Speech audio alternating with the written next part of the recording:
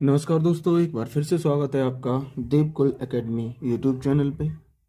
आशा करता हूँ आप सभी स्वस्थ, मस्त और ज़बरदस्त होंगे, बेहतर तरीके से अपनी तैयारी कर रहे हैं। बिहार की जो हिस्ट्री थी उसमें हम ऑलरेडी 3 क्लासेस कर चुके हैं। आज हम चौथी क्लास लेके चल रहे हैं। इसके बाद एक क्लास और होगी तो आपकी पूरी बिहार हिस्ट्री कवर हो जाएगी, जो बिहार स्पेशल वाला सेक्शन है बिहार हिस्ट्री का। अगर आप चैनल पर नए हैं तो चैनल को सब्सक्राइब करें और वीडियो अच्छी लगे तो वीडियो को लाइक और शेयर जरूर करें। आपको बताते चलूँ, इस क्लास का पीडीएफ पाने के लिए टेलीग्राम का एक लिंक दिया जाएगा आपको। उस लिंक पे क्लिक करके आप टेलीग्राम चैनल ज्वाइन कर लें, जहां आपको हैंड रिटन पीडीएफ मुफ्त में प्रोवाइड कराई जाती है रोजाना क्लास के बाद। तो आइए शुरुआत करते हैं आज की क्लास की। यहाँ से पहले हम कवर कर चुके थे तो वहां से आगे का है। अगस्त 1942 में कहाँ विमान दुर्घटनाग्रस्त हुई थी, जिसमें सवार 2 विमान चालकों को लोगों ने मार दिया था? तो ये तुम्हारी हुई थी मुंगेर में, 8 अगस्त 1942। अगस्त 1942 में एक विमान दुर्घटना हुई थी जिसमें 2 विमान सवार चालक थे जिन्हें लोगों ने मार दिया था, और ये घटना आपकी मुंगेर में हुई थी 18 अगस्त 1942 को। ये याद रखना। 12 दिसंबर 1929 को बिहार नौजवान सम्मेलन पंडित प्रजापति मिश्र की अध्यक्षता में कहाँ हुई थी? तो ये आपकी हुई थी मुंगेर में। ये भी मुंगेर में हुई थी 12 दिसंबर 1929 को। बिहार नौजवान सम्मेलन पंडित प्रजापति की मिश्र की अध्यक्षता में हुआ था ये सम्मेलन, बिहार नौजवान। ये हुआ कब था? तो 12 दिसंबर 1929 को हुआ था और मुंगेर में हुआ था। साइमन कमीशन बिहार कब आया? तो ये याद रखना कि 18 दिसंबर 1928 को साइमन कमीशन बिहार आया।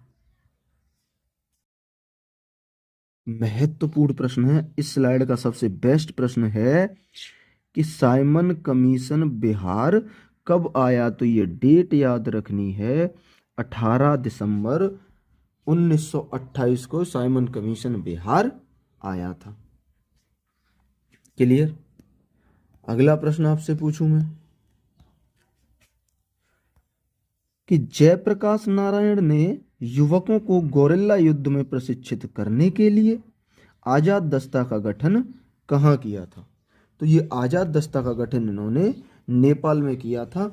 जब ये 1942 के आंदोलन में गिरफ्तार हुए थे तो वहां से, उस जेल से ये फरार हो गए थे और जेल से फरार होकर ये नेपाल पहुंचे और नेपाल में इन्होंने आजाद दस्ता नामक संस्था का गठन किया। तो आपको ये याद रखना है, आपसे इतना पूछ सकता है कि आजाद दस्ता का गठन किसने किया?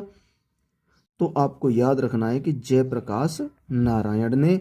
और अगर ये कह दे कि कहाँ किया था तो आपको याद रखना है कि नेपाल। क्लियर? अगले पे चले। जगत नारायण लाल को कौन सा जेल भेजा गया था? तो इन्हें भेजा गया था आपका बांकीपुर जेल में। कौन से में? बांकीपुर जेल में। अगला प्रश्न आपसे कि पटना में दांडी मार्च या नमक सत्याग्रह, ये पटना में कब शुरू हुआ था?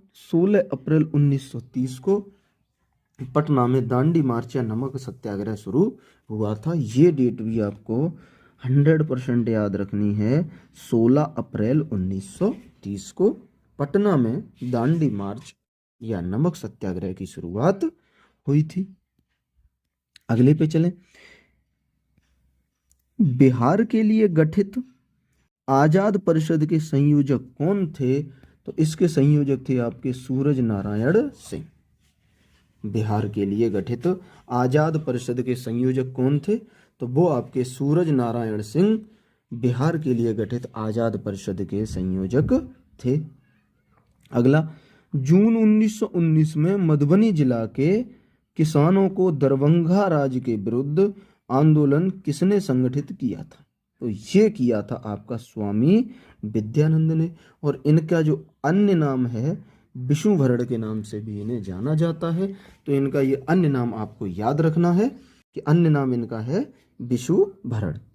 क्लियर। अगले पे चलें। बिहार में हसन इमाम के निर्देशन में प्रांतीय लीग की स्थापना कब हुई थी? तो प्रांतीय लीग की स्थापना 1921 में हुई थी बिहार में। और किनके निर्देशन में?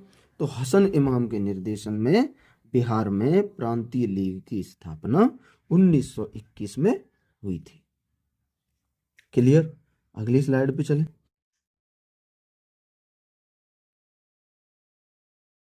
बिहार की चर्चित महिलाएं कुसुम कुमारी देवी एवं सुश्री गौरीदास क्या थीं?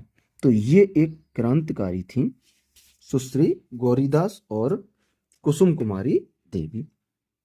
आगे मैं आपसे पूछूं कि बिहार प्रांतीय किसान सभा की स्थापना, तो ये आपकी नवंबर 1929 में सोनपुर मेला में की गई थी।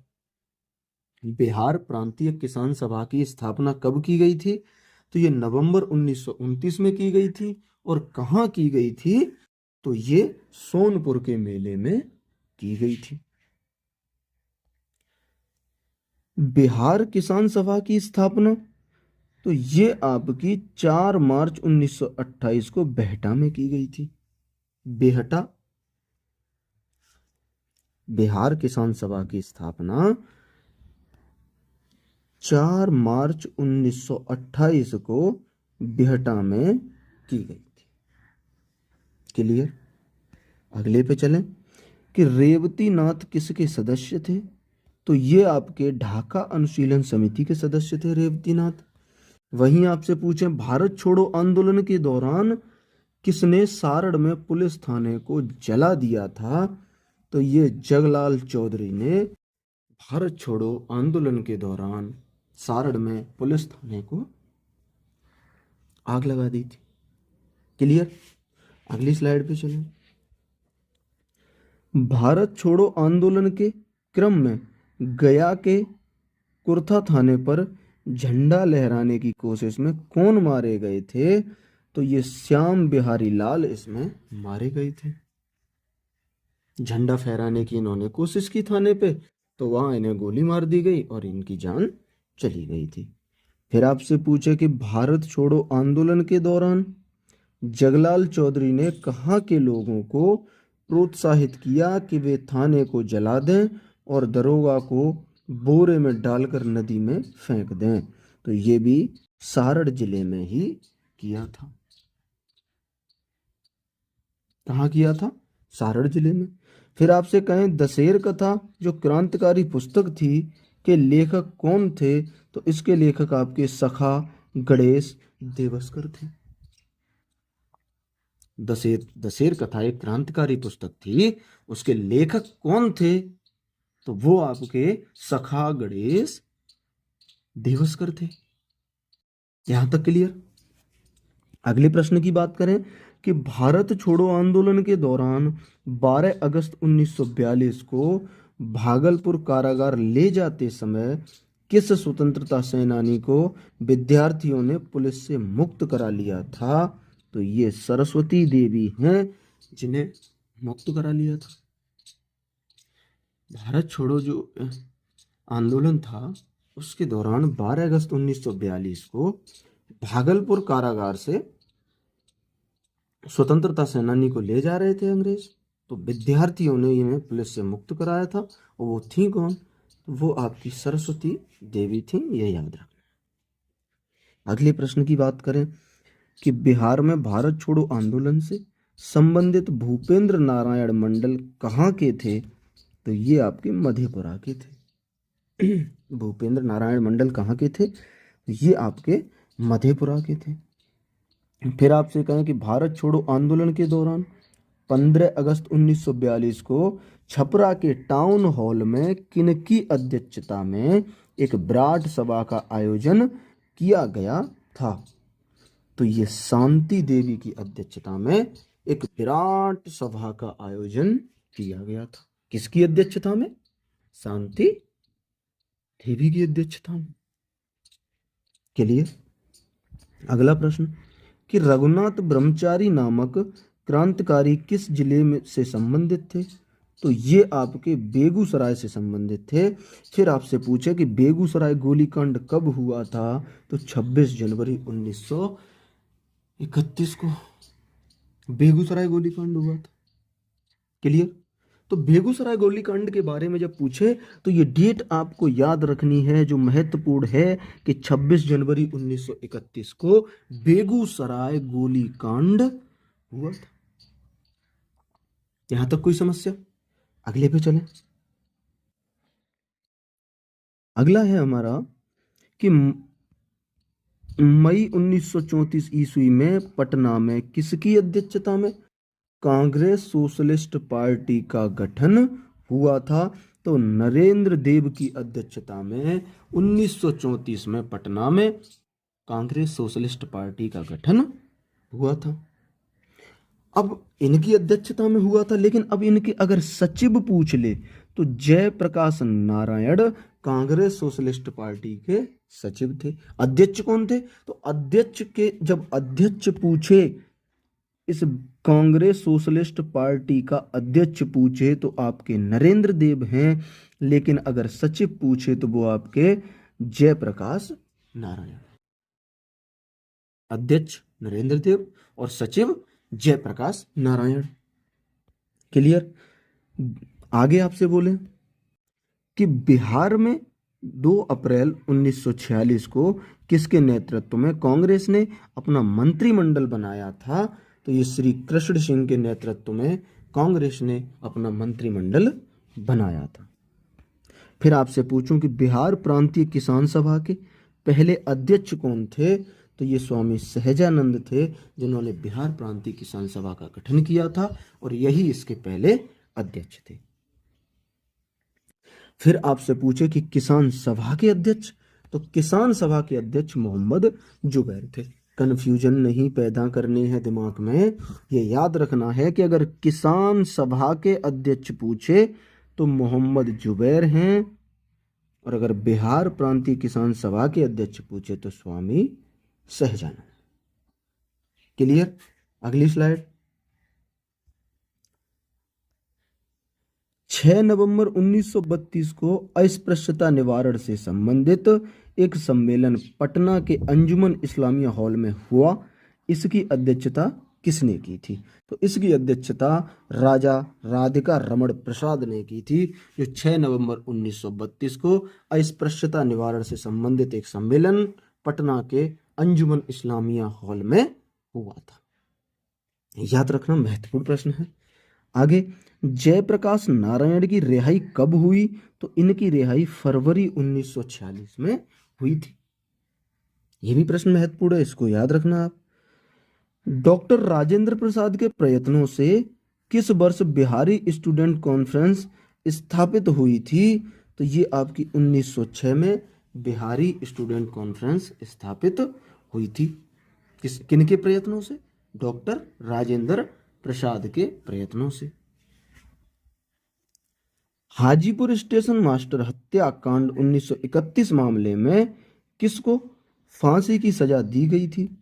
तो ये रामदेवी सिंह को इसमें फांसी की सजा दी गई थी।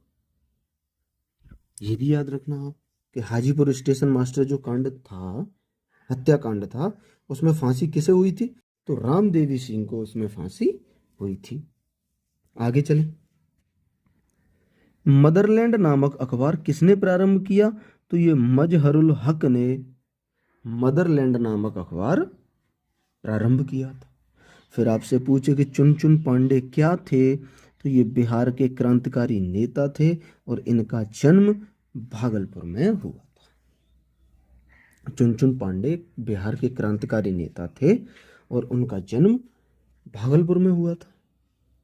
अगला प्रश्न मैं आपसे पूछूं कि गया षड्यंत्र केस 1933 से संबंधित नेता कौन कौन हैं? सहदेव सिंह हैं, उमानाथ शर्मा हैं और ब्रजभूषण सहाय। गया षड्यंत्र केस कब हुआ था? 1933 में। और इससे संबंधित नेता कौन कौन से हैं वो हमने कवर किए। अगले पे चलें कि चंपारण आंदोलन के समय बिहार का उपराज्यपाल कौन था? तो ये एडवर्ड अल्बर्ट गेट चंपारण आंदोलन के समय बिहार के उपराज्यपाल थे।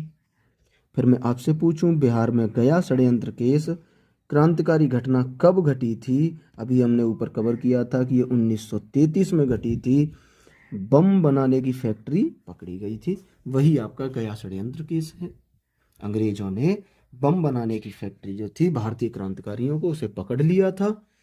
तो यही हमारा गया षड्यंत्र केस है। और ये घटना कब की है? तो ये घटना आपकी 1933 की है। क्लियर? अगले पे चलें। डॉक्टर राजेंद्र प्रसाद को 9 अगस्त 1942 को गिरफ्तार करके कहाँ भेजा गया था? तो ये बांकीपुर जेल में इन्हें भेजा गया था। उस समय पटना का जो जिला अधिकारी था वो WC आर्चर था। तो राजेंद्र प्रसाद को भारत छोड़ो आंदोलन के समय 9 अगस्त 1942 को गिरफ्तार करके बांकीपुर जेल में भेज दिया गया था।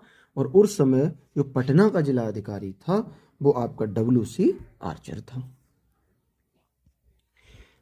आगे आपसे बात करें कि बिहार विद्यापीठ के प्रथम कुलपति कौन थे? तो ये आपके मजहरुल हक थे, बिहार विद्यापीठ के प्रथम कुलपति। अच्छा, बिहार विद्यापीठ गांधी जी ने इसका उद्घाटन किया था और ये 6 फरवरी 1921 को ये उद्घाटन गांधी जी ने बिहार विद्यापीठ का किया था। तो ये भी प्रश्न याद रखना, महत्वपूर्ण प्रश्न है। ठीक। फिर आपसे आगे कि बिहार प्रांत को तिलक स्वराज फंड के लिए कितनी धनराशि एकत्रित करने का संकल्प था? तो ये 9,42,000 फंड एकत्रित करने का संकल्प था। लेकिन बिहार जो कर पाया था, बिहार कर कितना पाया था? तो बिहार कितना कर पाया? 7.5 लाख रुपए बिहार ने कर पाए थे, यानी लगभग 2 लाख रुपए कम कर पाए थे। और पूरे भारत का लक्ष्य था 1 करोड़ रुपए तिलक स्वराज फंड में एकत्रित करना। पूरे भारत का लक्ष्य कितना था? 1 करोड़ एकत्रित करना। और बिहार को लक्ष्य दिया गया था 9,42,000 का, जिसमें बिहार ने 7.5 लाख रुपए का योगदान दिया था। ये प्रश्न पूछा जाता है कि तिलक स्वराज फंड में बिहार ने कितने रुपए का योगदान दिया? तो आप याद रखना कि ये 7.5 लाख रुपए का योगदान दिया था। ये था हमारा आज की क्लास। आई होप आपको बेहतर तरीके से क्लास समझ में आई होगी। मैंने पूरा भरकस प्रयास किया है आपको क्लास को अच्छे तरीके से समझाने का। पिछली वीडियो पे बहुत अच्छा प्यार दिया था आप लोगों ने, तो आशा करता हूँ कि इस पे भी देंगे। अगर वीडियो पसंद आई है तो वीडियो को लाइक, ज़्यादा से ज़्यादा लोगों तक शेयर करें और चैनल को सब्सक्राइब जरूर करें ताकि आगे आने वाली वीडियो आपको मिल सके सबसे पहले। और हिस्ट्री आपकी कल कंप्लीट हो जाएगी। कल आपकी बिहार स्पेशल की हिस्ट्री कंप्लीट हो जाएगी। उसके बाद मैं जियोग्राफी बिहार स्पेशल की शुरुआत करूंगा, वो भी हमारी 4 से 5 क्लास में कंप्लीट हो जाएगी। अब 10-10 मिनट की क्लासें हैं तो 4 से 5 क्लास तो लगेंगी ही, और छोटी छोटी क्लासें हैं तो आपको भी क्लास करने में और रिवीजन करने में आसानी होती है। मिलेंगे अगली क्लास में, तब तक के लिए और आप सभी को दशहरा की ढेर सारी शुभकामनाएं। खुश रहें, मस्त रहें और त्यौहार को भी मनाएं और अपनी पढ़ाई भी करें। मिलेंगे अगली क्लास में, तब तक के लिए नमस्ते, नमस्कार, जय हिंद, वंदे मातरम।